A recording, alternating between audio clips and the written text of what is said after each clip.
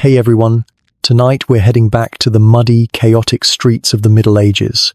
You're in a bustling town square, the air thick with the smell of wood smoke, livestock, and baking bread from a nearby stall. You hear the shouts of merchants, the distant clang of a blacksmith's hammer, and the ringing of a church bell. But in the center of the square, you see something that doesn't belong with the festive market stalls. A dark wooden pillory and a set of stocks waiting silently. It's a reminder that in this world, justice isn't a quiet affair in a courtroom, it's a brutal public performance. Let's be honest, in the Middle Ages, you were far more likely to have your worst mistake become the town's afternoon entertainment than you were to keep it a secret. So, before you get comfortable, take a moment to like the video and subscribe, but only if you genuinely enjoy what I do here. As always, I'd love to see where in the world you're listening from, so please drop your city and local time in the comments below. Now, dim the lights, maybe turn on a fan for that soft background hum, and let's ease into tonight's journey together. Justice in our time is often a private affair, hidden behind the high walls of a courthouse. But the medieval world had no such walls. Justice was a spectacle, a lesson, a gruesome piece of street theatre, and you were always part of the audience. You are about to take a tour of this world, a journey through the many forms of medieval punishment, from public shame to the ultimate penalty.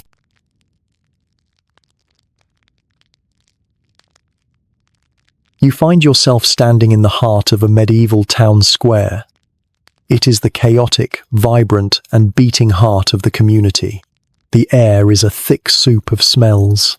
The rich, earthy scent of livestock, the sharp tang of wood smoke from 100 chimneys, the sweetness of baking bread from a nearby stall, and the ever-present, underlying smell of mud and unwashed humanity. The sounds are a constant, rolling wave.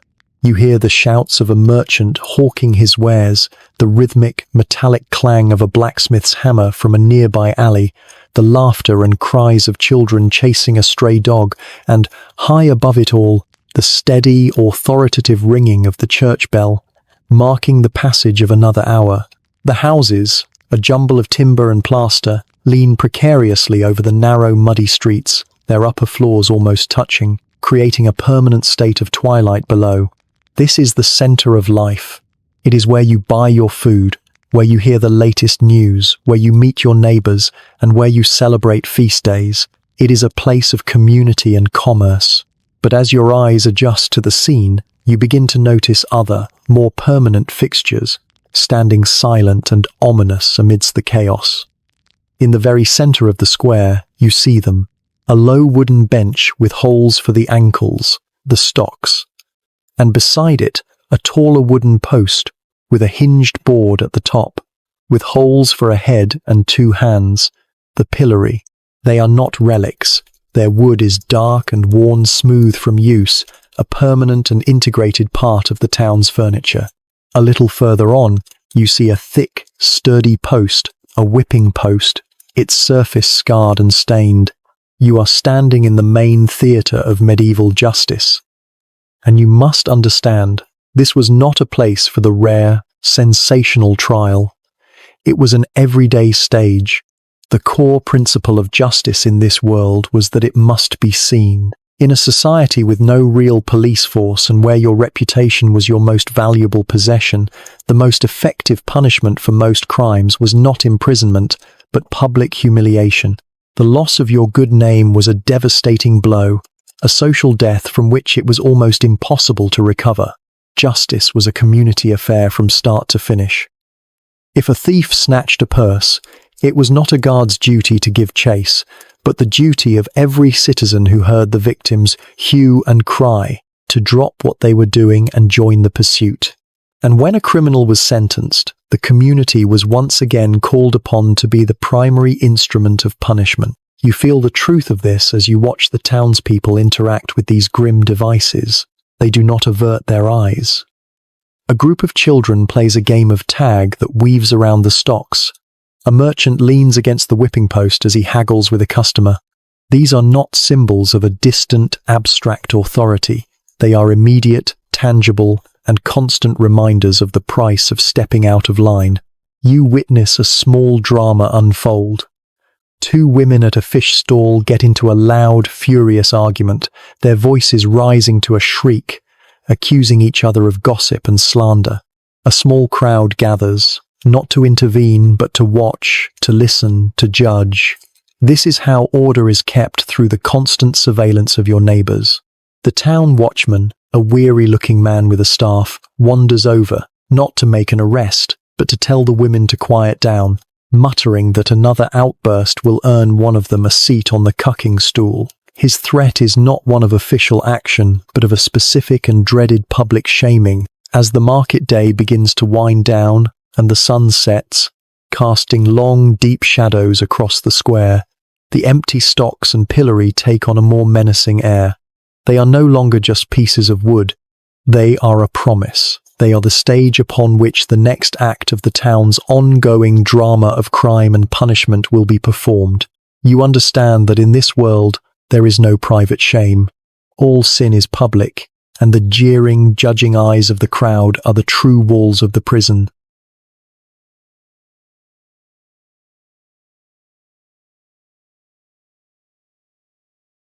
There are many ways to punish the body: a whip, a brand, a blade. But the medieval world knew that the deepest wounds are not always carved in flesh. They are carved in memory, in reputation. You are about to witness a punishment where the primary instruments of pain are not made of iron, but of the scornful eyes and mocking voices of 1,000 neighbors. The morning after your first night on the watch, you are drawn back to the town square. The usual energy of the market is there, but it is charged with a different kind of anticipation.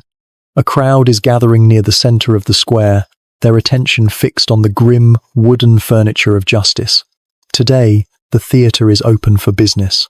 The first to be brought out is a familiar sight. A local man known for his love of the tavern, being punished for a drunken brawl the night before. He is led to the stocks, a low, heavy bench with 2 hinged boards full of holes. He is forced to sit, and the top board is lowered and locked over his ankles. His punishment is one of simple, uncomfortable helplessness. You watch as he sits, unable to move, exposed to the elements and the casual ridicule of the town. Children, emboldened by his confinement, grow brave and poke his feet with sticks. He is less a criminal being punished, and more an object of public amusement, a temporary fool for the town's entertainment. But then, a more serious procession arrives. It is John the baker, the man accused yesterday of selling underweight bread. You feel a different energy ripple through the crowd. This was not a victimless crime. He had tried to cheat them all, to steal a small piece of their daily survival. The anger is personal. He is not led to the stocks, but to the pillory. You look at the device. It is a more severe instrument, a tall post with a hinged frame at shoulder height, designed to imprison the head and hands. The baker is forced to stand on a small platform, and the frame is closed and locked around his neck and wrists, forcing him into a permanent stooped posture, his face presented to the crowd. He cannot shield himself. He cannot even turn his head away. A bailiff then steps forward and, to a roar of approval, nails one of the offending light loaves to the wood just above the baker's head, a clear and symbolic label for his crime. For a few moments he stands there in a tense silence, the object of 100 hostile stares. Then, a woman from the crowd, the same one who first accused him, steps forward and spits in his face. It is a signal. The dam of social restraint breaks. You are in the midst of the chaos as the crowd unleashes its verdict. Insults and curses rain down upon him. Then, the projectiles begin to fly. You see a rotten turnip splatter against his cheek. Someone else throws a handful of thick, wet mud. Soon, the air is full of filth, rotten eggs, animal dung scooped from the street, the putrid remains of last night's dinner. You understand that the wooden frame is not the punishment. The crowd is the punishment. This is the medieval version of being publicly shamed, but with rotten vegetables instead of angry comments. You watch the baker, his face a mask of terror and misery as he endures the onslaught. He cannot wipe the filth from his eyes or mouth. He can only stand there and take it. This, you realize, is the true purpose of the device. It is not designed to cause pain, but to make the offender utterly powerless against the collective wrath of the community he has wronged. As you witness this brutal spectacle, you understand its cold, effective logic. This is more than just punishment. It is a brutal form of advertising.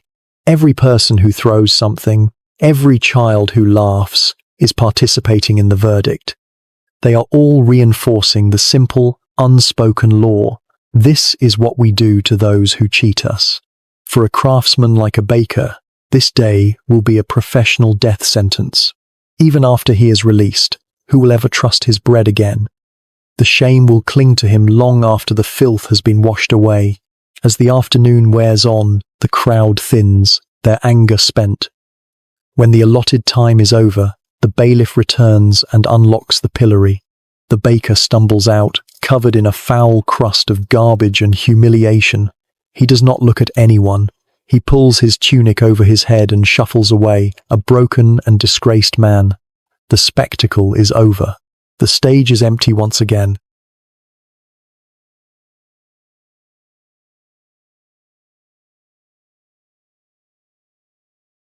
In a world before widespread literacy, a story had to be told in pictures, in symbols. Justice was no different. A punishment could not just be a penalty. It had to be a sermon, a living allegory, where the crime itself became the costume for the sinner. You are about to witness a punishment where a man is forced to literally wear his sin for all the world to see. It is a few days after you witnessed the shaming of the baker. You are once again in the town square, but the atmosphere today is not one of angry retribution. It is one of boisterous, mocking amusement. A small crowd has gathered, their faces full of laughter and pointing fingers. They are following a slow, clumsy procession. As you draw closer, you see the object of their ridicule. It is a man, a local you recognize from the taverns, his face flushed with a mixture of last night's ale and this morning's shame, but it is his attire that is so remarkable. He is wearing a drunkard's cloak. This is not a garment of cloth, but of oak and iron. It is a large, heavy barrel, the kind used for beer or wine, that has been hollowed out. A hole has been cut in the top for his head, and two smaller ones on the sides for his hands. The barrel rests on his shoulders, imprisoning his entire torso, his legs sticking out from the bottom like the legs of a strange, wooden creature. You watch him as he is forced to parade through the crowded market. His walk is a clumsy, shuffling gait, the heavy barrel throwing him off balance. He cannot swing his arms. He cannot bend at the waist. He is a walking, human cask, an object of pure, unadulterated comedy. Children run alongside him, tapping on the barrel with sticks, the hollow thump-thump providing a percussive rhythm for his walk of shame. The crowd doesn't throw filth at him as they did the baker. They throw jokes and insults, their laughter following him like a cloud of flies. As you witness this strange spectacle, you understand the deeply symbolic nature of the punishment. It is justice as poetry, a penalty designed to perfectly fit the crime. The man is a prisoner of the very vessel that contains his vice. He is, in the most literal sense possible, in his cups. The punishment is a living sermon, a clear and visual message to all who watch. This is what becomes of a man who lets drink consume him. You learn that this punishment, while humiliating, is considered one of the gentler forms of justice. It is not designed to maim or permanently injure, but to correct behavior through unforgettable public ridicule. It is the penalty for being a public nuisance, for a man whose love of ale leads to brawls, idleness, or simply collapsing in the street and disrupting the town's orderly life. You listen to the conversations in the crowd. An older merchant chuckles and tells his apprentice about the Newcastle cloak, a variation of the punishment where the barrel is sometimes filled with water to add to the weight and discomfort. The goal is simple: to make the experience so miserable, so deeply embarrassing, that the offender will think twice before his next visit to the tavern. The parade lasts for hours, the man being forced to walk through every major street and alley of the town, ensuring that no one misses the spectacle. Finally, as the sun reaches its peak, the bailiff leads the exhausted and now sober man back to the square. The barrel is unbolted and lifted from his shoulders. He does not look at the crowd. He pulls his tunic around himself and scurries away into an alley, the laughter and jeers of the townspeople following him. You are left to reflect on this different flavor of medieval justice. It was not always about blood and pain. Sometimes it was about a strange, elaborate, and deeply humiliating form of street theatre, a public performance designed not just to punish the sinner, but to make him an unforgettable, walking punchline.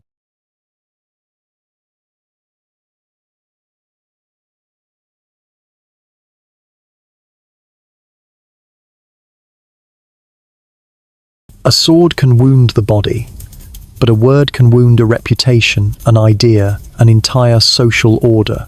In a world run by men, where a woman's voice was expected to be quiet and obedient, the sharpest and most feared weapon was often a woman's tongue. You are about to witness the invention designed to disarm that weapon, a cruel and silent answer to a voice that refused to be quiet. It is a crisp autumn morning in the town square. The memory of the drunkard in his barrel and the baker in the pillory has faded into the rhythm of daily life. You are near the public well, a natural gathering place where townspeople, mostly women, draw water and exchange the day's news, gossip, and complaints. It is a hub of the community's social life. Today, however, the usual murmur is broken by a sharp, angry voice. You see a woman named Elspeth, a weaver known for her sharp wit and a refusal to be cheated, in a loud and public confrontation with a wealthy merchant. She accuses him of selling her shoddy wool, her voice ringing through the square, drawing a crowd. She is not deferential, she is not quiet, she is furious, and she is making her case for all to hear. You watch the faces in the crowd. While some nod in sympathy, you see others, mostly men, frown and mutter. You hear the whispers. A shrew, a common scold, such a quarrelsome woman. Her crime, you begin to understand, is not her complaint, but the loud, public, and unwomanly way she is making it. She is disrupting the peace and challenging a man's authority in public. The town bailiff arrives, not to mediate, but to end the disturbance. He listens for only a moment before his eyes harden. He does not address the merchant. He grabs Elspeth by the arm. Her protest is cut short as he and another watchman drag her towards the town hall. You follow, and you are led into a grim, stone room. You see the instrument of her punishment waiting on a table. It is the Scold's bridle, also known as the brank. It is a grotesque device, a cold cage of wrought iron, shaped vaguely like a human head, with a hinged neck piece and a lock at the back. But its most sinister feature is a small, flat plate of iron, the bit that juts into the mask from the mouth area. You witness the grim and humiliating procedure. Elspeth struggles, but the watchmen hold her fast. The iron cage is forced over her head, her hair caught and pulled. The bailiff locks it at the back of her neck. Then, the bit is inserted into her mouth, pressing down hard and cold upon her tongue. Her voice is instantly, brutally silenced. You see the terror and fury in her eyes. She cannot speak. She cannot even cry out. To move her tongue against the iron bit would be to risk tearing her own flesh.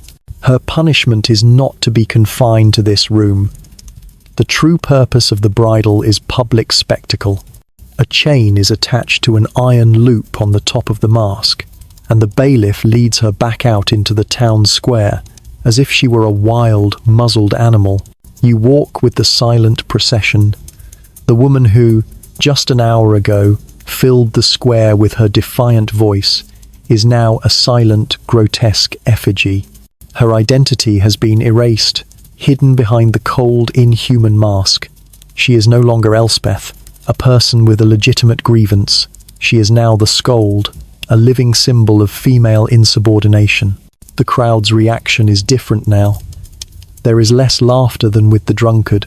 more a sense of grim satisfaction and quiet fear among the other women. This punishment is not an amusement, it is a lesson. It is a visceral, public demonstration of the consequences of a woman's voice being deemed too loud, too sharp, too disruptive. It is a tool not just for punishing one woman, but for intimidating all of them. After an hour of this silent, humiliating parade, Elspeth is led back to the town hall, and the bridle is unlocked and removed. She is released without another word. She stumbles back into the crowd, her face streaked with tears, her voice now quiet. You are left with the echo of her earlier shouts, and the profound, chilling silence that followed. You have just witnessed a punishment designed not to correct a crime, but to enforce a social order, a quiet reminder that in this world, some voices are far more dangerous, and far more brutally silenced than others.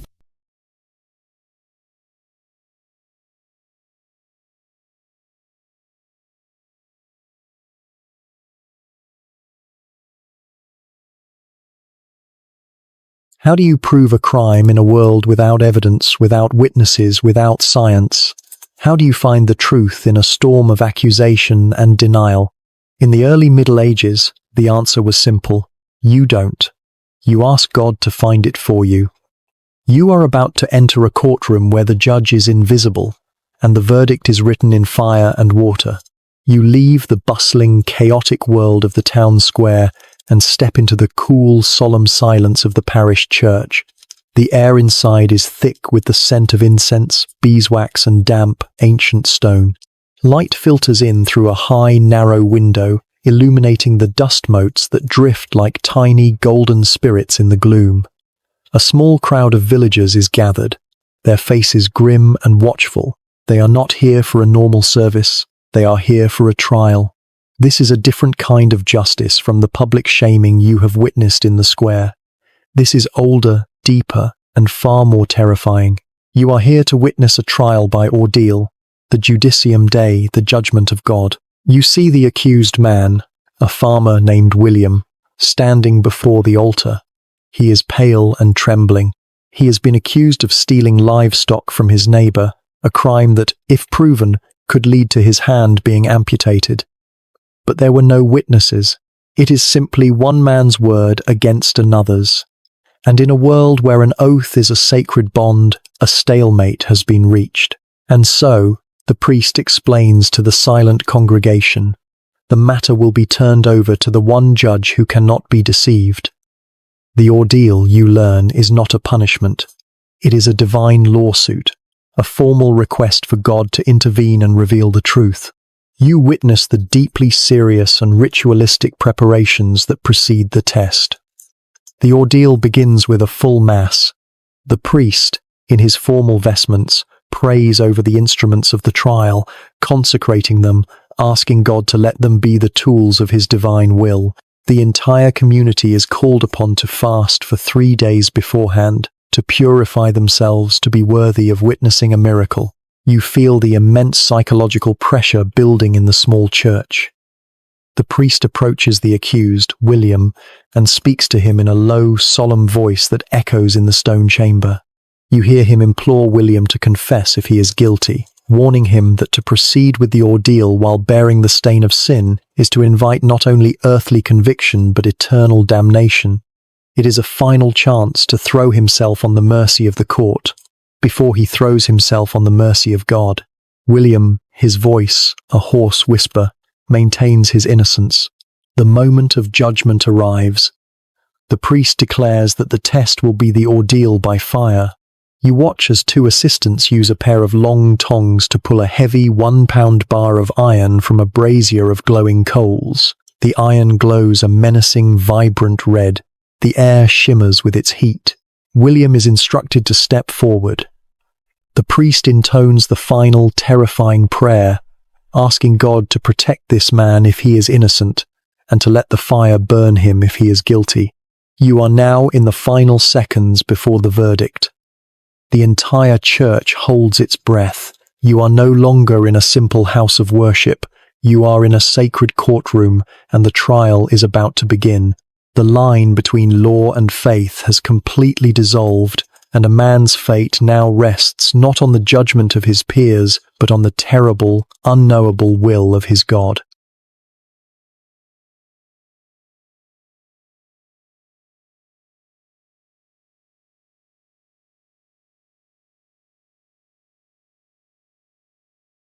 Pain is a universal language. It speaks a truth that everyone understands. In the medieval mind, pain was not just a sensation. It was a crucible, a fire that could burn away lies and reveal the pure, unblemished metal of the truth. You are about to witness a verdict delivered not by a judge's gavel, but by the searing kiss of a red-hot iron. You are standing in the cold, silent church, the air thick with fear and the sharp, metallic smell of the glowing brazier near the altar. William, the accused farmer, stands pale and trembling, his fate now entirely out of his hands. The priest has finished his prayers. The moment of divine judgment has arrived.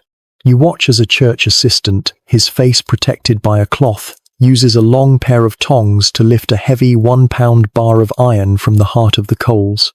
It glows with a malevolent orange-red light, so hot that the air around it shimmers and distorts. The heat radiates outwards, and you can feel its warmth on your own face, a stark contrast to the chill of the stone church. This is the instrument of God's will.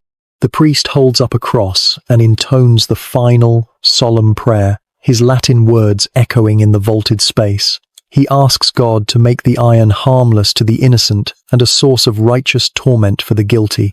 Then he turns to William.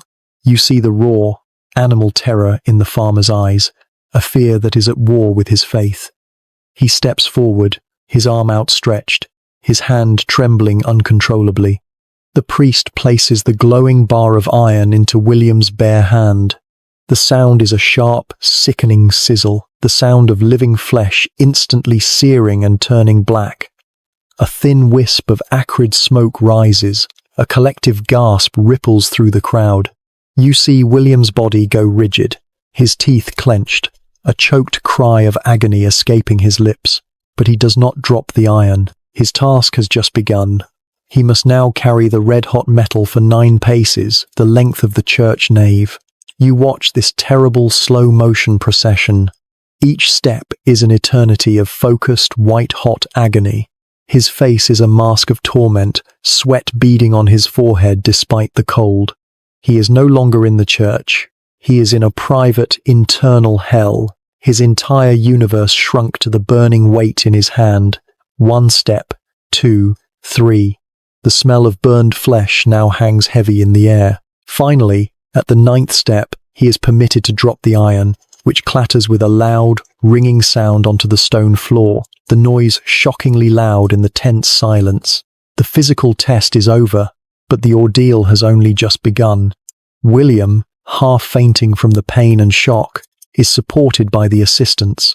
The priest immediately comes forward, not to offer comfort, but to continue the ritual. He inspects the raw, weeping burn, then covers it with a thick poultice made of consecrated herbs. He wraps the hand tightly in a clean linen bandage. Then comes the most crucial step. The priest takes a portion of soft wax, impresses it with the church's seal, and presses it firmly over the knot of the bandage. This seal is a sacred lock. It ensures that William cannot treat his own wound, cannot change the bandage, cannot in any way interfere with the divine process that is now underway. Only the priest can break this seal. William is led away, his fate now bound up in the silent, hidden workings of his own flesh. For 3 days, you and the entire village wait. You feel the tension, the whispered speculation. Is William at home, praying, his hand miraculously free of pain, or is he in agony, a fever taking hold, a sign of God's displeasure? After 3 days, you are back in the church. William is brought before the altar once again. He is pale and drawn, his bandaged hand held close to his chest. The priest stands before him, holds up the sealed hand for all to see, and then, with a small knife, he carefully breaks the wax seal.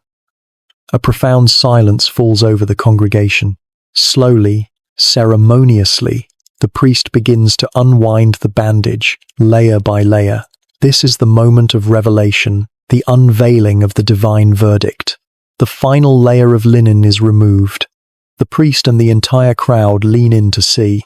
The wound, though clearly a severe burn, is clean. It is not swollen with pus, not angry and red with the telltale signs of a festering infection. A collective sigh of awe and relief whispers through the church. A miracle. The priest raises his hands. God has judged this man innocent, he declares, his voice booming. William collapses to his knees, weeping with a raw, shuddering relief that is almost as painful to watch as his ordeal. He has walked through the fire, and his God has, in the eyes of his community, walked with him.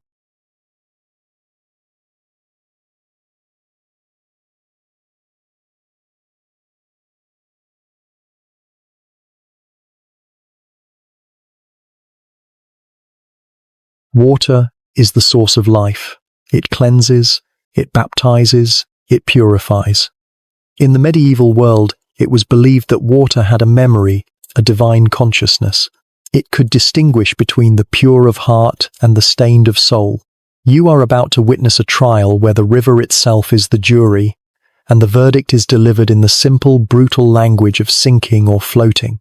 Your journey through the world of medieval justice takes you away from the solemn confines of the church and out to the muddy banks of a deep, cold river that runs just beyond the town walls.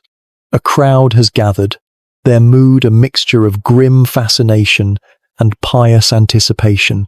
The air is damp and chilly. You are here to witness another form of divine judgment, one often reserved for commoners and those accused of the dark and mysterious crime of witchcraft. You see the accused. She is an elderly woman named Agnes, who lives alone on the edge of town. You have learned that after a neighbor's cow suddenly took sick and died, suspicion and fear, like a slow-burning poison, turned the village against her. She is accused of witchcraft. With no witnesses and no evidence, her case has been brought here, to the river, for God to decide.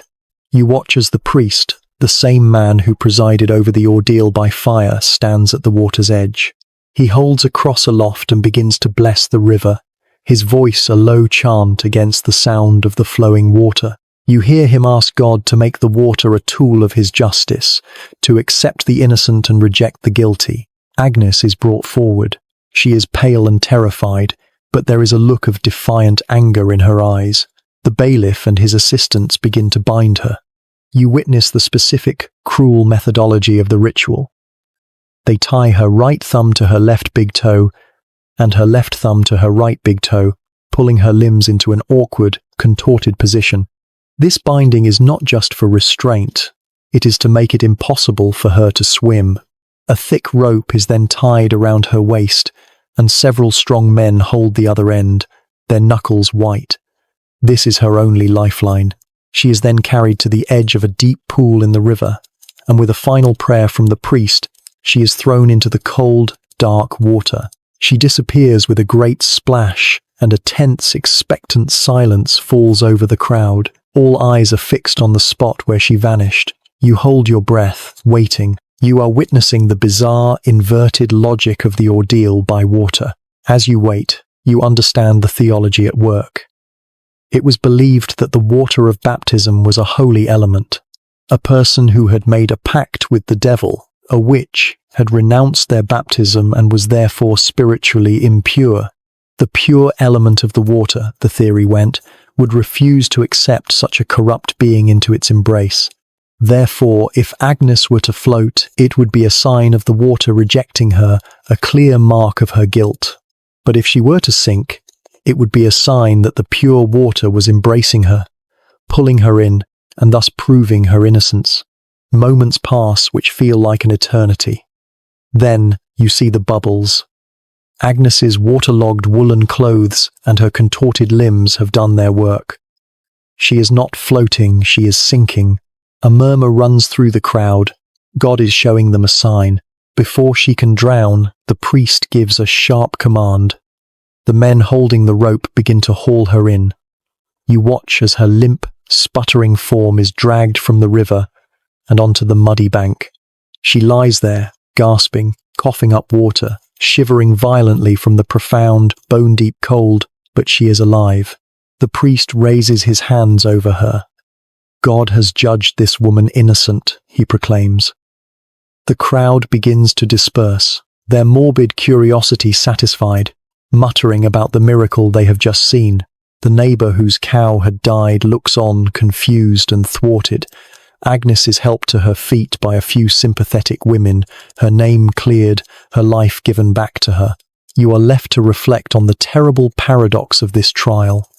To prove her innocence, this woman had to be bound, humiliated, and nearly drowned. She is free, but she is also traumatized and half frozen. You have just witnessed a system of justice where the trial itself is a form of punishment and where the proof of your innocence is your own near death.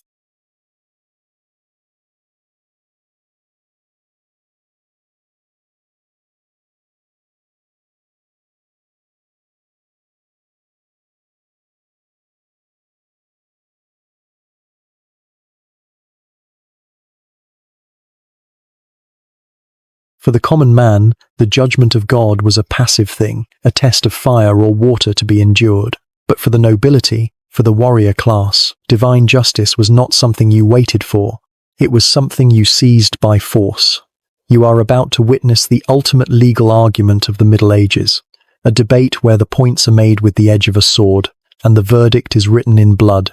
You find yourself in a specially prepared field just outside the castle walls. It is a bright, cold day, and a large crowd has gathered. But this is not the raucous, jeering mob you saw at the Pillory. This crowd is made up of lords and ladies in their finest clothes, alongside commoners, all watching in a state of hushed, reverent anticipation. You are not here for a tournament or a joust. You are here for a trial. This is the trial by combat. At either end of the field, known as the lists, stand 2 tents. From them emerge 2 knights, encased from head to toe in shining plate armor. You learn the nature of their dispute. The accuser, a powerful baron named Sir Robert, has charged the other, a younger knight named Sir Geoffrey, with treason. He claims Geoffrey secretly plotted against their duke. There are no witnesses. There is no evidence. There is only Sir Robert's solemn accusation and Sir Geoffrey's furious denial. In a world where a nobleman's honour is his most valuable possession, such an impasse cannot be left unresolved, and so it will be settled here, in this field, by a judicial duel. You understand the absolute terrifying stakes. The loser of this fight will not only be defeated or killed, he will be declared guilty by God himself. His name will be disgraced, his family shamed, and his lands likely forfeited. The ceremony begins. You watch as the 2 knights, their squires attending them, approach a small, raised platform where the duke sits as the judge. A priest is with him, holding a chest containing holy relics. You witness the 2 men, their voices muffled by their helmets, lay a hand upon the relic chest and swear a series of solemn, binding oaths. Sir Robert swears that his accusation is true, so help him God. Sir Geoffrey swears that he is innocent, so help him God. They are formally placing their lives and their souls into God's hands. A herald steps forward, his voice ringing out across the silent field. He reads the formal accusation, the formal denial, and the rules of the combat. They will fight until 1 man is killed, or until 1 man yields, an act known as crying craven. The fight is to be considered a direct appeal to the divine. The victor will be judged to be the one whom God has chosen. The combat begins. This is not the elegant, stylized jousting of a tournament. It is a brutal, clumsy, and exhausting business. The 2 men, weighing twice their normal weight in their heavy armor, charge at each other on foot, their heavy swords clanging against shields and helmets with a deafening percussive force. You hear the grunts of exertion, the heavy, rhythmic sound of their breathing inside their metal shells. The fight is a slow, grinding affair. They are not nimble swordsmen, but walking fortresses, their movements ponderous and powerful. You see them stumble in the mud of the field. A blow from Sir Robert's sword glances off Sir Geoffrey's helmet, sending him staggering backward. Sir Geoffrey recovers and lands a crushing blow with the edge of his shield to Sir Robert's side. For nearly an hour, they trade heavy, bone-jarring blows, each man trying to find a weak point in the other's armor, searching for a gap at the neck, the armpit, or the visor. You can see the exhaustion setting in. Their movements become slower, their swings more desperate. Then, it happens. Sir Geoffrey, overextending on a powerful swing, loses his footing and slips to one knee. In an instant, Sir Robert is upon him, kicking his sword away and pressing the point of his own blade to the narrow slit of Sir Geoffrey's visor. The fight is over. Sir Geoffrey is helpless. The entire field is silent. He has a choice: die here in the mud, or yield and accept a lifetime of disgrace. You hear his muffled, exhausted voice from inside his helmet. He yields. Immediately, the herald's voice rings out once more. The judgment is rendered. By the grace of Almighty God, Sir Robert has proven his cause to be true. Sir Geoffrey is found false and a traitor. You watch as the victorious Sir Robert is swarmed by his supporters. His victory in combat now legally and divinely sanctioned as proof of his truthfulness. You then see the squires remove the helmet from the defeated Sir Geoffrey. His face is bruised, bleeding, and utterly broken in spirit. He is stripped of his armor and led away in disgrace, his guilt now a matter of divine record. You have just witnessed a legal case settled not by evidence, but by exhaustion and brute force. A world where might was divinely and legally right.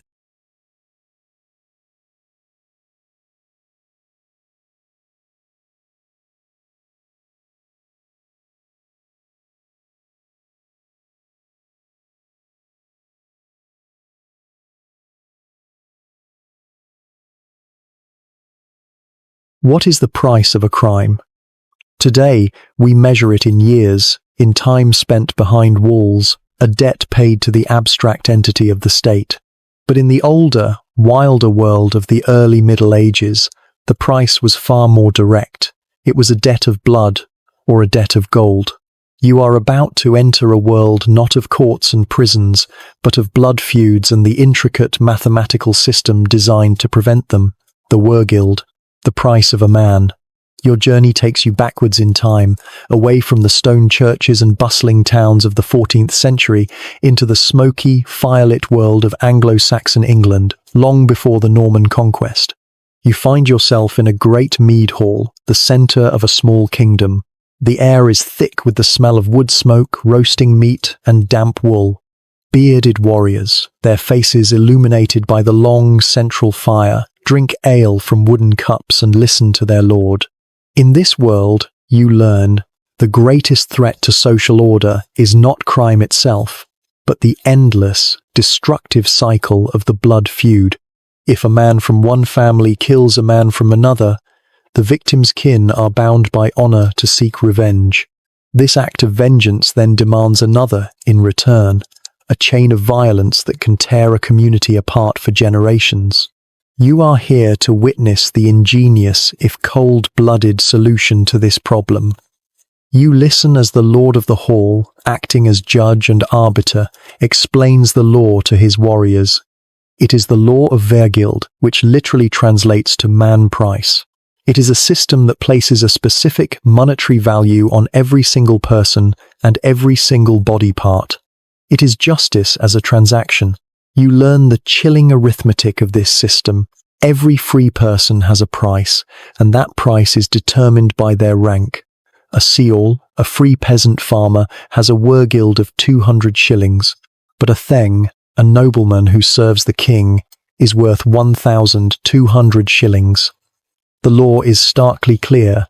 A nobleman's life is literally 6 times more valuable than a commoner's. If a man is killed, the killer's family must pay the appropriate Wergild to the victim's family. To refuse is to invite the blood feud, to become outlaws hunted by all. The price list is astonishingly detailed. It is not just life that has a price, but injury. You hear the laws recited from memory. To knock out a man's front tooth costs a fine of 6 shillings, but a molar is only worth 1 shilling. To break a man's rib is 3 shillings, To cut off his ear is 12 shillings, even a fingernail has a price. It is a complete, itemized catalogue of potential harm, a brutal but practical system designed to replace bloodshed with payment. You see it in action. Two warriors, their minds clouded by mead, get into a heated argument. One draws his long knife, his sea axe, and in a flash of anger, slashes the other's arm. The hall erupts. Men draw their weapons. For a moment you feel the tension that could lead to a bloody brawl and a new feud. But the Lord rises, his voice booming through the hall, demanding order. The two men are brought before him. He inspects the wound, a deep cut on the forearm. He calls for witnesses. After a few brief testimonies, he delivers his judgment.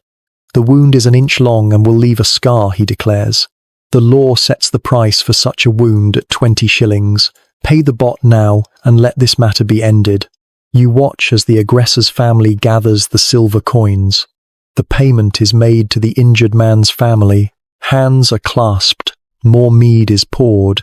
The peace has been bought. The bloody cycle of revenge has been averted with a simple, cold financial transaction. You are left to reflect on this strange and pragmatic form of justice. It is a world without prisons, without abstract concepts like a debt to society. It is a system that is deeply and fundamentally unequal, where a rich man's life is legally worth more than a poor man's. But you understand its purpose. In a violent and chaotic world, the Ordeal was not designed to be fair in a modern sense. It was designed to do one thing: to stop the killing.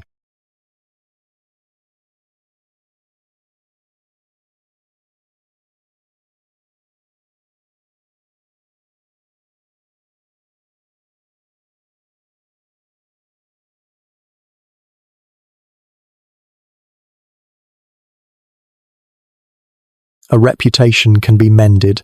A debt can be repaid. A shaming in the stocks is a memory that fades into gossip and then into silence. But what happens when your crime is not just remembered, but is written permanently onto your own skin? You are about to witness a punishment that is not meant to be forgotten, a single, searing moment that will follow a man for the rest of his life. Your journey through the landscape of medieval justice brings you to a somber gathering in the courtyard outside the town's small courthouse. A crowd has formed, but their mood is not the jeering, chaotic energy you felt at the Pillory. This is a quieter, more grim affair. They are here to witness not shame, but a permanent, physical scarring. You see the condemned man, a young fellow you recognize as a repeat offender, a known cut-purse who has been caught one too many times. His crime is simple theft, but his sentence is for being an unrepentant thief, a permanent member of the criminal class. He is not to be shamed for a day, he is to be marked for life. You watch as the town sheriff prepares the instrument of justice. It is not a whip or a noose. It is a branding iron, a thick rod of iron with a letter forged at its end. You see the letter clearly. A capital T for thief. An assistant places the end of the iron into a glowing brazier of coals. You watch it sit there, slowly, menacingly, absorbing the heat until its tip begins to glow a menacing, angry red. The young man is dragged forward, his face pale with terror. He knows that what is about to happen cannot be undone. Two burly bailiffs hold him fast, forcing his arm onto a thick wooden post. They pry his hand open and hold his thumb flat against the wood. He is completely helpless. The sheriff pulls the glowing iron from the fire. You feel a wave of heat from it, even from a distance. He approaches the condemned man, who turns his head away and clenches his jaw, bracing for the inevitable. The sheriff, his face a mask of grim duty, presses the red-hot tea onto the fleshy part of the man's thumb. The sound is a sharp, sickening sizzle of burning flesh that cuts through the quiet of the courtyard. The smell is acrid and unforgettable. The man cries out, a single, sharp scream of pure agony. The sheriff holds the iron in place for only a second, then pulls it away. The brand is done. You see the mark left behind. An angry, seared T, a perfect, terrible letter burned into his skin. As you witness this brutal, efficient act, you understand its cold logic, a practice with roots stretching back to antiquity. You are reminded of the Romans, who would brand a runaway slave with an F for fugitivus, turning their skin into a permanent record of their disobedience. The principle is the same. In a world without national identity cards or digital records, this is how a criminal record was stored, on the body of the criminal himself. The man is released. He stumbles away, cradling his burned hand, his body trembling with pain and shock. The crowd disperses quietly, the spectacle over. But for the young man, the punishment has only just begun. The physical pain of the burn will eventually fade into a dull ache and then a scar, but the mark itself will remain forever. You are left to contemplate the finality of this punishment. From this day forward, the young man is no longer just a person, he is a branded thief. Every time he reaches for a coin, shakes a hand, lifts a cup, or holds a tool, the T on his thumb will announce his past to the world. He will find it nearly impossible to get honest work. He will be an object of suspicion in every new town he enters. He has been given a physical mugshot that he can never escape. It is a life sentence of shame and mistrust, served not behind the walls of a prison, but in the open prison of his own skin.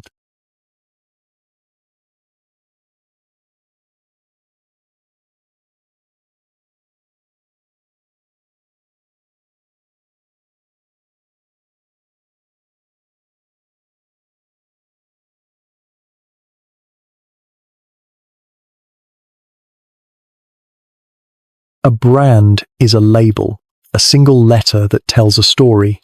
But what if the story is told not with a letter, but with an absence, a missing hand, a silent mouth, an empty eye socket? The medieval world understood that the most powerful warnings were not written on signs, but on the very bodies of the condemned. You are about to witness a form of justice where the punishment is not just a mark, but a permanent, living ruin. In the days that follow the public branding, you walk through the town of Blackwood with a new, heightened awareness. The instruments of justice, the stocks, the pillory, the gallows are visible and easy to understand, but you begin to notice another, more subtle and more chilling form of punishment walking among the populace. These are the living warnings, the men and women whose bodies have been permanently altered by the law. You are in the market square when you see a man begging near the church steps. He is missing his right hand. The stump at his wrist is crudely healed, a puckered knot of scar tissue. He holds out his left hand, his eyes downcast, his face a mask of weary resignation. You learn his story from the whispers of the crowd. He was a thief, caught one too many times, and so, the hand that stole was taken from him. You watch him for a while and you understand the profound and lasting cruelty of this punishment. It is a sentence that is reenacted every single day of his life. He cannot properly tie his own shoes, he cannot wield a tool, he cannot hold a cup without difficulty. He has been rendered a permanent dependent, unable to perform the honest labor that might have allowed him to rejoin society. He is not just a man, he is a walking sermon against theft. Every person who sees him, every child who stares at his stump, is reminded of the literal, physical price of his crime. Later, you see another man working on the docks, hauling heavy sacks. He is strong, but he works in an unnerving silence. You notice a terrible, deep scarring around his mouth, and you see that he never speaks, communicating only with grunts and gestures. This, you are told, was the punishment for a perjurer, a man who swore a false oath in court. The tongue that spoke the lie was cut out. This practice has ancient roots. You are reminded of the Romans who would similarly silence those whose words they deemed dangerous.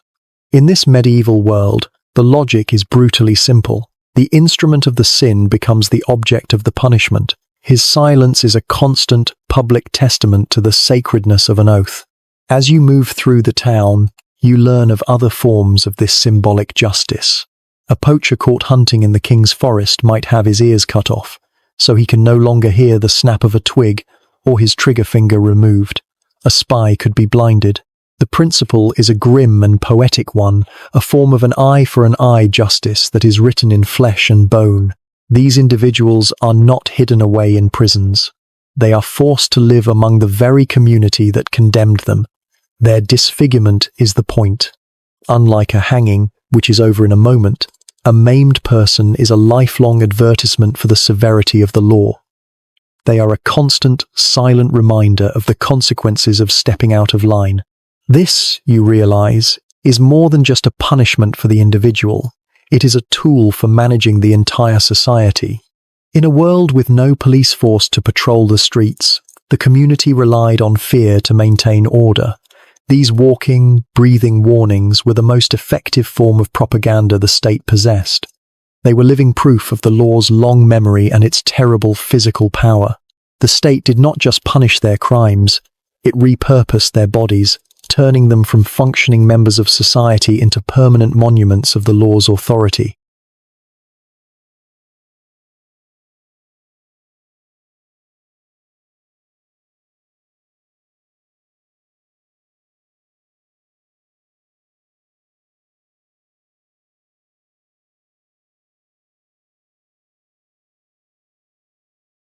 In our world, we hide death away behind the closed doors of hospitals and funeral homes, but in the medieval world, death was a public spectacle, a piece of civic theatre with a moral. An execution was not a quiet clinical procedure, it was a festival, a sermon, and a holiday all rolled into one. You are about to join the crowd for the final act in the theatre of justice. It is a hanging day in Blackwood. You feel a strange, electric excitement in the air, a stark contrast to the grim silence of the branding and the mocking laughter of the pillory. This is a more significant event. You see shops being shuttered, apprentices being given the afternoon off, and families packing loaves of bread and flasks of ale. A public execution is a major event, and no one wants to miss it. You join the river of people flowing out of the town gates and towards the gallows, which stand on a prominent hill at a crossroads, a permanent and terrifying landmark visible for miles around. As you arrive, you are struck by the sheer chaos and the almost festive atmosphere of the scene. This is not a place of quiet mourning. It is a crowded, noisy, and vibrant public gathering. Vendors move through the crowd, selling meat, pies, and ale. Friends greet each other. Children dart between the legs of the adults. It feels less like an execution and more like a country fair. Then you hear a distant bell and a murmur runs through the crowd.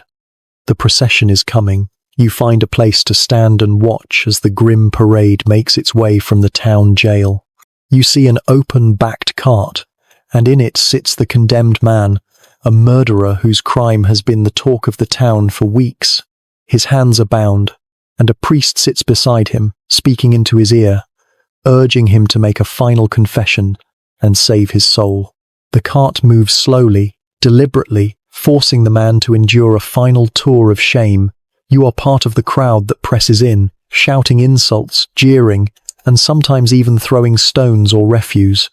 It is a final, communal rejection of the criminal before he is removed from the world entirely. The cart finally reaches the foot of the gallows. The condemned man is led up the ladder to the platform. The noise of the crowd dies down into a hushed, expectant silence. This is the main event, the part of the play everyone has come to see. The executioner, often a pardoned criminal himself, places the rough hemp rope around the man's neck. According to tradition, the condemned is allowed to speak his final words. You listen, along with the hundreds of others, as he addresses the crowd. His voice is shaky, but it carries in the silence. He confesses his crime, warns the young men in the crowd not to follow his path of violence and drink, and asks for the prayers of all those present. It is the moral climax of the spectacle, the final, required act of contrition. Then the priest says a final prayer. The executioner pulls a hood over the man's head, and with a sudden, sharp crack of a whip, the horse lurches forward, pulling the cart away from under the man's feet. You witness the final, brutal reality of the hanging. This is not the quick, neck-snapping long drop of later centuries. This is a slow, agonizing death by strangulation. The body twitches and struggles for several minutes, a silent, terrible dance at the end of the rope. The crowd does not look away. They watch with a rapt, silent fascination. This is the law in its most absolute and terrifying form. After the struggling stops and the man is finally, truly dead, the body is left to hang. It will stay there for hours, perhaps days, a stark and decomposing warning to all who pass by on the road. The spell is broken. The spectacle is over. You are startled by how quickly the festive atmosphere returns. The crowd begins to disperse, chatting and laughing, finishing their pies and ale, as if they have just watched a particularly gripping play. You walk away from the gallows hill as the sun begins to set, the body of the hanged man a dark, lonely silhouette against the twilight sky. You have just witnessed the most common form of capital punishment in the medieval world, an act that was at once a solemn legal procedure, a religious rite, and a day's grim entertainment.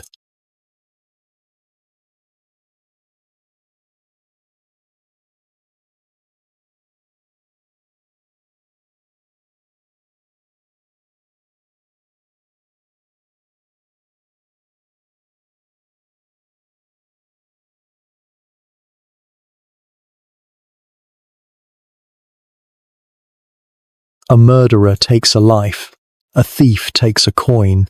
These are crimes of the flesh, punished by the sword and the noose. But what of the crime that takes, not a life, but a soul? What of the person whose ideas are a poison, threatening to corrupt the entire community from within? For this crime, heresy, the medieval world reserved a special kind of punishment, one that aimed not just to kill the body, but to purify the very soul with fire. Your journey through the world of medieval justice now brings you to its most feared and solemn spectacle. You are back in the town square, but the atmosphere is not the rowdy, almost festive chaos of a hanging. The mood today is heavy, pious, and laced with a palpable sense of terror.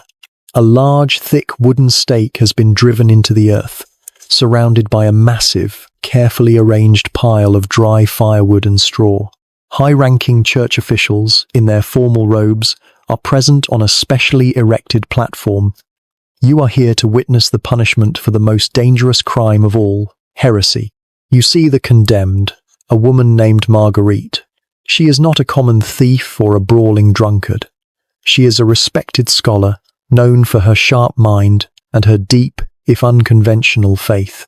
Her crime was to challenge the doctrines of the Church, to translate a piece of the Bible into English, a right reserved for the clergy alone. Her ideas have been judged as a poison that threatens the spiritual health of the entire kingdom. She is led through the crowd, not in a cart like the common murderer, but on foot, barefoot, and dressed in a simple, coarse penitent's robe. On her head is a tall, pointed paper hat, painted with lurid images of devils and flames. The crowd does not jeer at her in the same way they did the baker. They are quieter, their faces a mixture of fear, hatred, and pity. A heretic is not just a criminal. She is a source of spiritual contamination. She is brought before the platform where a bishop stands. You listen as he delivers a long, formal sermon to the crowd. He does not speak of theft or murder. He speaks of damnation, of the corruption of the soul, of the danger of a single wrong idea. He details Marguerite's supposed errors, and at the end, he turns to her and offers her one final, public chance to recant, to renounce her beliefs and save her soul from eternal fire. You watch her as she stands, silent and resolute, and with a clear voice that rings through the quiet square, she refuses. A formal declaration is read. The Church has found her to be an unrepentant heretic. And now, you witness a crucial piece of legal theatre. The bishop, representing the Church which forbids its clergy from shedding blood, formally relinquishes or hands over the condemned woman to the secular authorities, the town sheriff. It is a symbolic washing of hands, a grim and bureaucratic transfer of responsibility for the violence that is about to occur. The sheriff's men lead Marguerite to the stake. She is chained to it, her face set in a look of calm, unwavering conviction. The wood is piled high around her, until only her head and shoulders are visible. The crowd is completely silent now, a sea of upturned, watchful faces. The priest offers one last prayer. Then the executioner steps forward with a lit torch. He touches it to the base of the pyre. You watch as a small wisp of smoke rises, then another. The straw catches with a sudden whoosh, and the flames begin to lick at the dry wood. The fire crackles, then roars as it climbs the pyre. You are reminded of the ancient Romans and their tunica molesta, the flaming shirt, and you understand that execution by fire is a punishment with deep, terrifying roots. As you witness this horrific spectacle, you understand the profound and terrible symbolism at work. In the medieval mind, fire was the ultimate purifier. The flames that were consuming Marguerite's body were believed to be burning away the stain of her heresy, offering her soul one final, agonizing path to salvation. But there was another, more practical reason for the fire. A hanged man leaves a body, which can be claimed by his family. A beheaded nobleman leaves a corpse to be buried, but a heretic was to be utterly and completely erased. The fire was meant to destroy them so completely that nothing remained. No bones, no ashes, not a single trace that their followers could claim as a martyr's sacred relic. A crime of ideas had to be annihilated, its memory wiped from the face of the earth. The fire burns for a long time. The crowd remains, watching in a kind of horrified, pious trance. Finally, as the pyre collapses into a mound of glowing embers, they begin to disperse, their faces pale, their conversations hushed. You are left staring at what remains, the terrible finality of the act settling over you. You have just witnessed a punishment that was more than an execution. It was a theological argument made with fire, a brutal act of censorship, and the ultimate terrifying display of the Church's power to destroy not just a person, but the very memory of their beliefs.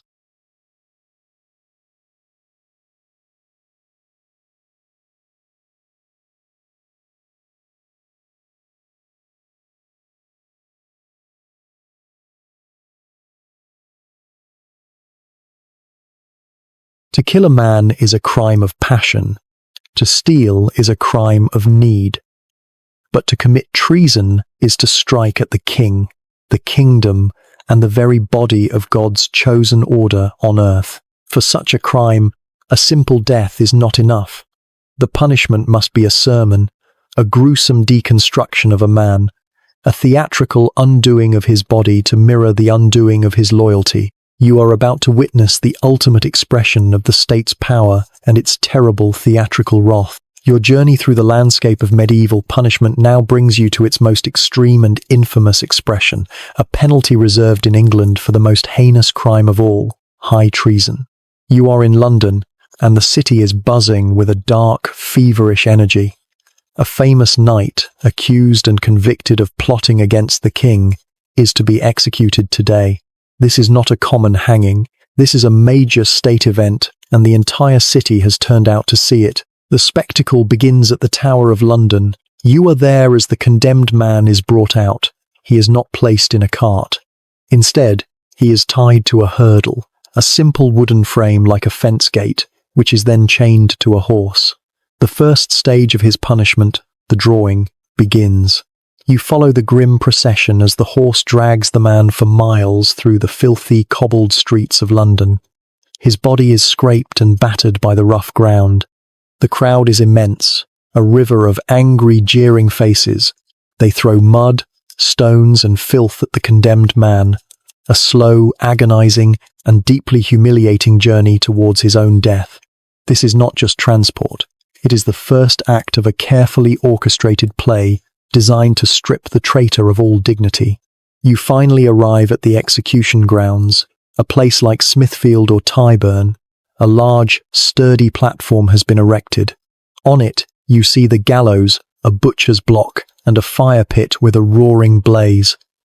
The crowd presses in, a sea of thousands, all jostling for a better view. The condemned man, bruised and bleeding, is untied and led onto the platform. His sentence is read aloud once more for all to hear. He is allowed a few final words, and then the noose is placed around his neck. He is hanged. But you quickly realize this is not the end. After only a few moments, while he is still very much alive, kicking and struggling for breath, he is cut down and thrown onto the block below. What follows is the most brutal and symbolic part of the ritual. You are a witness as the executioner, his face impassive, takes a long, sharp knife.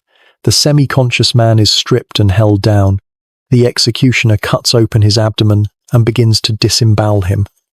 This is the second meaning of drawing. The narration explains the chilling symbolism. His entrails, the seat of his passions, and his treacherous thoughts are being removed from his body. You watch as these are then thrown onto the fire to be burned before his own dying eyes. It is an act of purification and a terrible, visceral metaphor for his betrayal. After he is finally dead, his body is beheaded. The executioner then takes up a large axe and, with a series of heavy, methodical blows, dismembers the corpse into 4 pieces. This is the final act, the quartering. You have just witnessed a systematic, theatrical undoing of a human being, a punishment designed to mirror the crime. The traitor had tried to tear the kingdom apart, and so his own body is torn apart in return. It is the ultimate display of the state's power, its ability to not just kill a man, but to utterly deconstruct him. But the sermon is not yet over. You follow the executioner's assistants as they perform their final task. They dip the severed head and the 4 quarters of the body into boiling tar, a gruesome act of preservation. The chapter of this man's life is over, but his role as a warning has just begun. Your journey ends at the towering gatehouse of London Bridge. You watch as the traitor's head is placed upon a spike, high above the gate, his lifeless eyes staring out over the city he betrayed. The other 4 parts of his body, you learn, will be sent to the 4 corners of the kingdom to be displayed in other major cities. You are left to reflect on the cold, calculated brutality of what you have seen. It was not just an execution, it was a piece of powerful, terrifying propaganda, a story told in blood and bone, designed to be whispered in every corner of the realm as the ultimate, unforgettable warning against treason.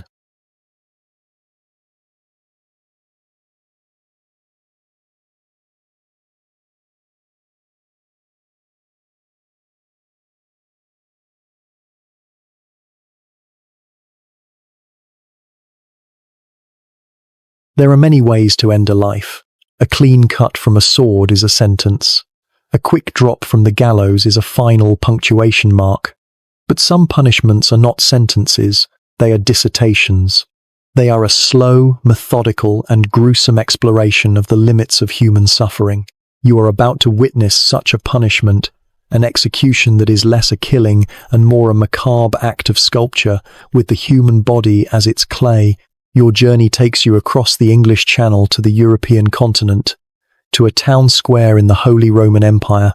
The punishment you are here to witness, reserved for the most reviled criminals like murderers and highwaymen, was a terrifying art form perfected in the Middle Ages, though its roots stretch back to the brutal spectacles of ancient Rome. The centerpiece of the stage is not a gallows or a pyre, but a large, heavy cartwheel resting on the ground. This is the breaking wheel. You see the condemned man being led through the crowd. His crime was a brutal robbery and murder, and his punishment is designed to be a slow and agonizing reflection of his cruelty. He is stripped of his clothes and forcibly tied to the large wooden wheel, his arms and legs stretched out and lashed to the spokes, leaving him spread-eagled and completely vulnerable, like a grisly human starfish. The executioner steps forward. He is not armed with a sword or an axe, but with a long, heavy iron bar. A priest gives a final blessing, and then the crowd falls silent. The executioner raises the bar and begins his work. You witness the terrible, methodical precision of the act. The goal is not to kill the man quickly, but to shatter his body while keeping him alive. The executioner delivers a series of powerful, calculated blows to the man's limbs. You hear the sickening, dull crunch of bone breaking, followed by a raw, agonized scream. He starts with the shins, then the forearms, then the thighs, then the upper arms. Each blow is delivered with a brutal expertise, aimed to break the bones without tearing the flesh too much. This is the breaking. The man's body, which was once strong and rigid, is now rendered pliable, his limbs broken and useless. But the most grotesque part of the spectacle is yet to come.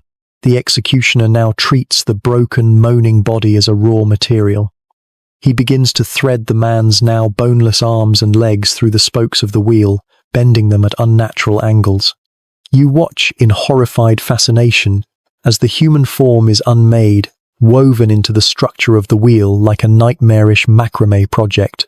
When the gruesome task is complete, the wheel, with the broken but still living man woven into it, is hoisted to the top of a tall pole. It is raised high above the crowd, a horrifying, living flag of justice. The man is left there, his shattered body exposed to the elements, to die a slow and agonizing death over many hours, or even days, from shock and dehydration. You look at the faces in the crowd. There is no festive cheer here. There is only a sense of grim, terrified awe. This punishment is the ultimate public message. It says to everyone watching, this is what happens when you step too far out of line. The warning does not end when the man's screams do. His body will be left on the wheel for weeks or months, picked apart by crows, a decomposing scarecrow to frighten away would-be criminals. You learn that sometimes a small measure of compassion was shown. A mercy blow, or coup de grace, might be ordered, where the executioner would deliver a final, fatal strike to the chest or neck after the limbs were broken. But today, there is no such mercy. You have witnessed the medieval world's expertise in engineered suffering, a punishment that turned a man's body into a public gallery of broken bones, a brutal and unforgettable sermon written in pain.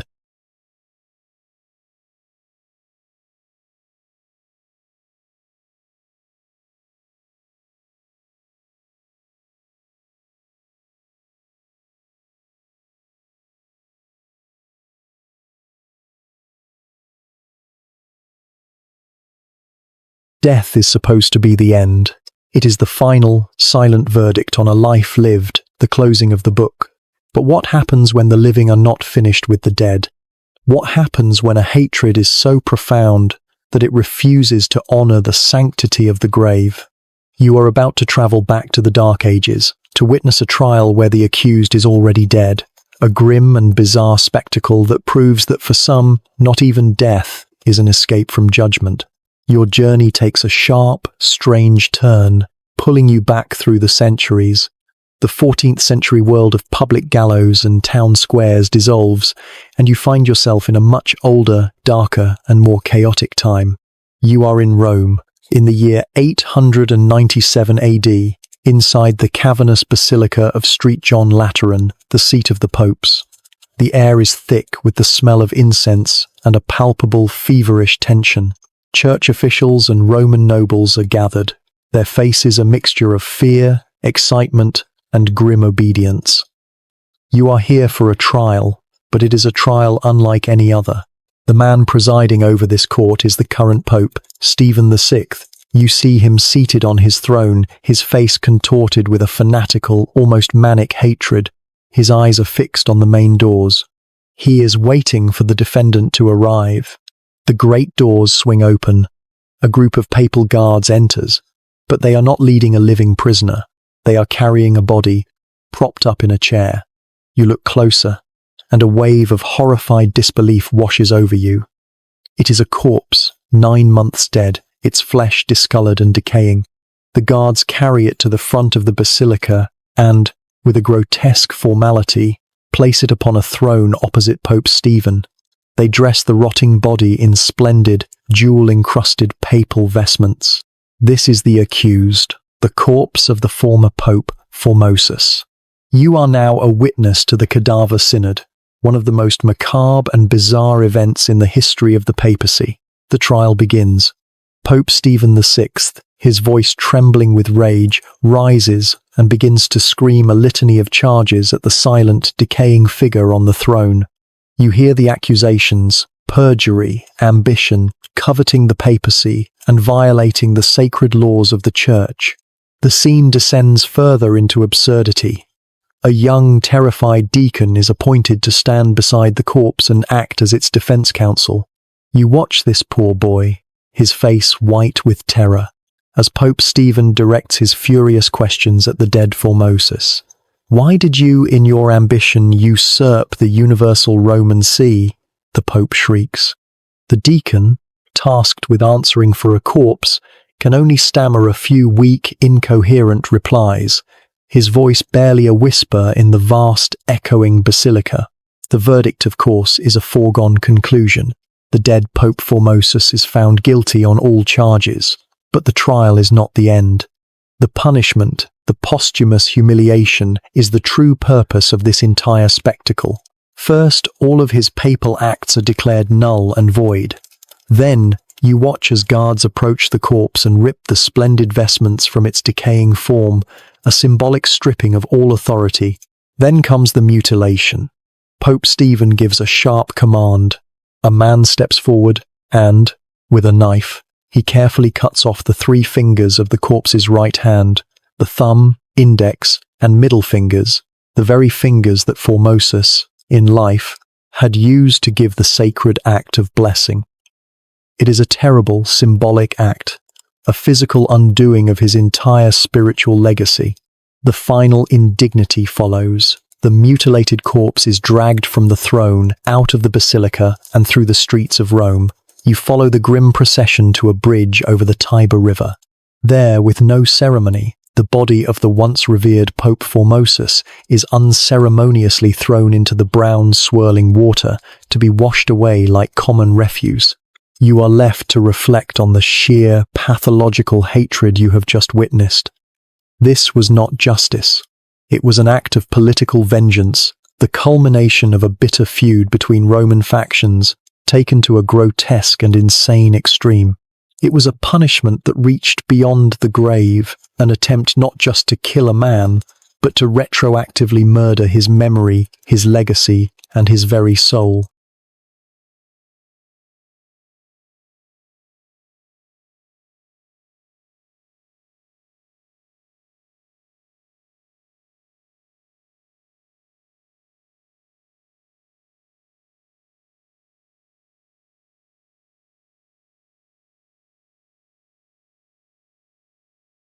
Fear is the oldest of tools.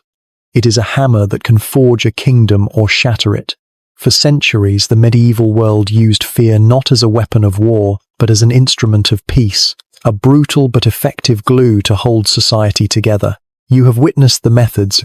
Now, in the quiet of this final chapter, you will reflect on the madness and the grim logic that lay behind it. Your journey is at an end. You find yourself standing in the bell tower of the town church as twilight settles over the land. Below you, the town of Blackwood is a tapestry of smoking chimneys and darkening rooftops. From this high vantage point, you can see the landmarks of your grim tour. You see the market square, where the Pillory stands as a dark, empty silhouette. You see the muddy riverbank where God's judgment was sought in the cold water. And far outside the walls, you can just make out the lonely skeletal form of the gallows on the hill. You have been a silent witness to a world of justice that is almost incomprehensibly brutal to the modern mind. And now, in the quiet, you are left to ask the final question: why? Why was it so public, so painful, so theatrical? The answer lies in what you don't see. You look down at the streets, and you see no organized police force patrolling. You see only a few weary watchmen with staffs, locking the gates for the night. In a world without a professional police force, without mass communication, without the ability for the state to be everywhere at once, the law could not rely on enforcement. It had to rely on fear. Every punishment you have witnessed was a form of brutal propaganda. A single, gruesome execution was a cheaper and more effective deterrent than 1,000 guards. The story of a man being hanged, drawn, and quartered would be told in taverns 100 miles away. Its horrifying details a far more powerful message than any written decree. The purpose was not just to punish one traitor, but to terrorize 1,000,000 potential ones. You are reminded that this was not a new invention. You recall the spectacles of ancient Rome, the crucifixions that lined the roads, the lions in the Colosseum. The medieval world did not invent public punishment. It merely perfected it for its own time, trading the arena for the town square. You think of the living warnings you have seen. The man with the branded hand, the woman silenced by the bridle, the thief with the missing limb. This was the other side of the state's grim logic. Why simply remove a criminal when you could repurpose them? These individuals were turned into living, breathing advertisements for the king's justice. Their permanent, visible suffering was a constant, silent sermon, a daily reminder of the consequences of crime that was far more effective than any town crier. You understand now that what you have witnessed was not a series of random, cruel acts. It was a calculated system. The pillory, the ordeal, the gallows, the branding iron, the breaking wheel, they were all tools in the service of a single goal: social control. They maintained the power of the church, the authority of the nobility, and the rigid social order in a world that was always teetering on the edge of chaos. But as you look down on the town, where families are gathering for their evening meal, you also feel the immense human cost of this system. It was a world that lived under a permanent shadow of fear, a society brutalized by the very justice that was meant to protect it. Your journey through the world of medieval punishment is over. The sights and sounds of the stocks, the feel of the heat from the pyre, the heavy silence of the gallows, they fade into memory. You leave this world of public, painful, and symbolic justice, carrying with you the silent echoes of its brutal lessons and the quiet relief of returning to a time when justice, for all its flaws, is no longer a public spectacle.